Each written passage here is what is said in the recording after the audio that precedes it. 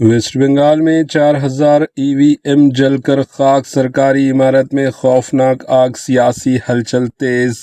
Waste Bengal کی دارالحکومت کولکتہ سے ایک اہم خبر سامنے آئی، جہاں علی پور علاقے میں واقع ایک 9 منزلہ سرکاری گورنمنٹ عمارت میں خوفناک آتشگی کا واقعہ پیش آیا۔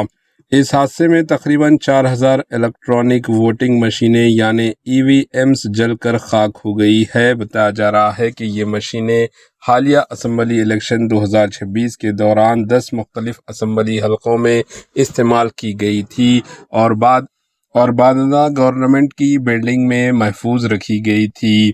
آگ لگنے کے بعد فائر بریگیڈ کی متعدد گاڑیاں موقع پر پہنچ گئی اور کئی گھنٹوں کی کوششوں کے بعد آگ پر قابو پایا گیا، تاہم اسی دوران بڑی تعداد میں EVM مشینیں نقصان کا شکار ہوئی۔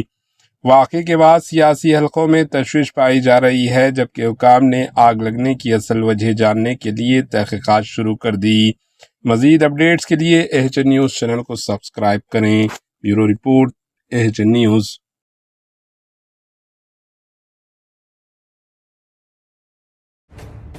AHN نیوز کے YouTube چینل کو سبسکرائب کریں اور بیل آئیکن کو دبانا نہ بھولیں تاکہ آپ کو ہر نئی آنے والی ویڈیو کا نوٹیفیکیشن بر وقت مل سکے۔